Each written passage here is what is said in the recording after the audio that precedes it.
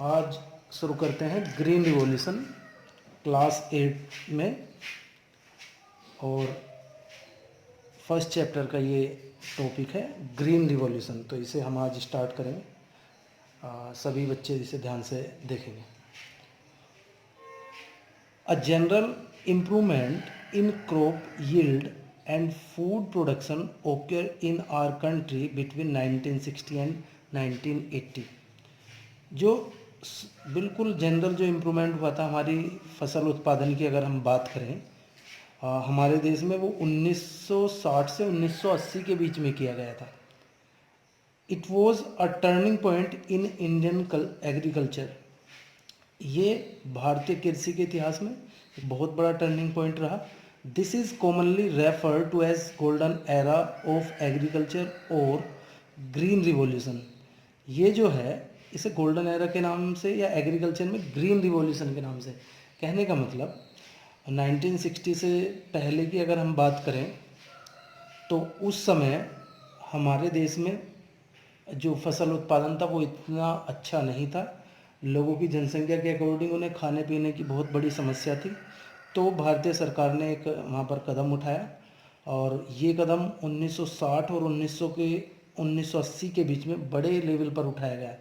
इसमें हुआ क्या था, इसमें जो भी मतलब कोई भी जो फसल थी जिसका उत्पादन कम था, जो ज़्यादा समय लेती थी, अब हमने ऐसी फसलों का वहाँ पर बीजों का निर्माण किया जो कम समय में ज़्यादा उत्पादन दे सके, जिसे पानी की कम आवश्यकता पड़े। तो इस तरीके से हमने कुछ इम्प्रूवमेंट किया अपनी एग्रीकल्चर जो हमारी टेक्निक थी उनमें।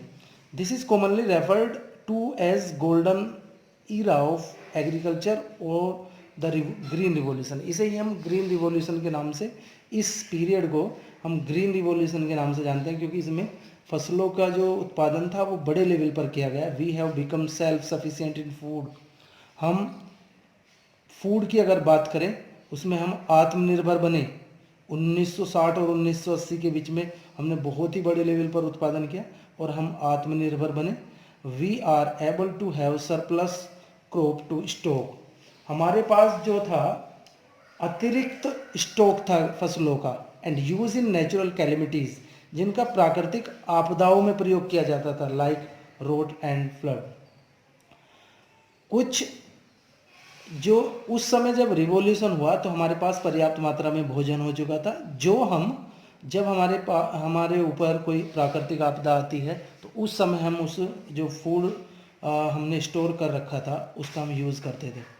Famine in India accepted as inevitable. जो फेमाइन इन इंडिया, जब भारत में सूखा हुआ, accepted as inevitable, has not happen since introduction of green revolution crop.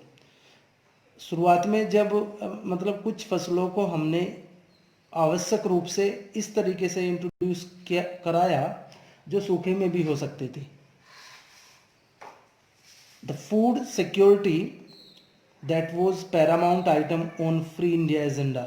जो फूड सिक्योरिटी थी, एक खाद्य सुरक्षा, यानी कि हर व्यक्ति को खाने के लिए कुछ ना कुछ मिले जब भी कोई आपदा आती है, तो इसे बोलते हैं फूड सिक्योरिटी, यानी कि हर व्यक्ति के लिए खाने की उपलब्धता।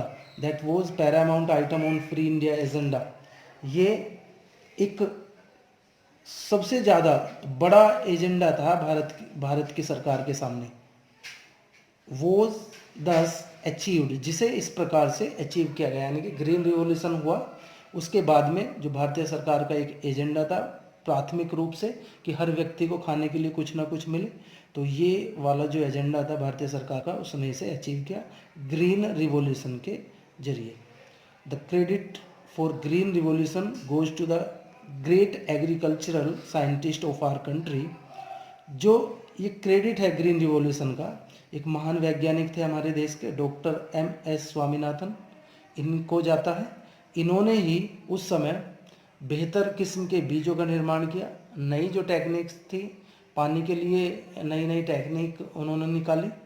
उन्होंने नए नए जो यंत्र हैं कृषि में जो यूज़ होते हैं, उन्हें वहाँ पर उपयोग किया।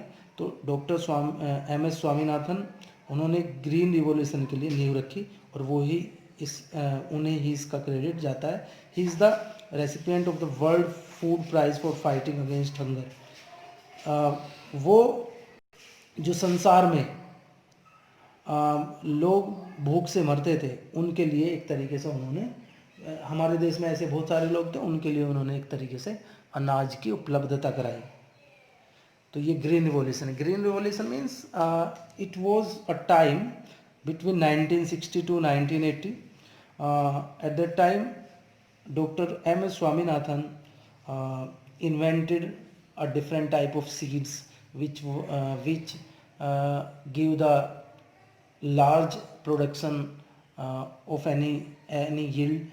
तो इस तरीके से इन्होंने एक विकास किया। It is called green revolution. उम्मीद है आपके समझ में आ गई होंगी चीज़। अगर किसी को कोई प्रॉब्लम है तो वो दोबारा इस वीडियो को देख ले, जिससे कि इस बारे में कोई भी उससे कोई समस्या ना रहे। आज के लिए बस इतना ही।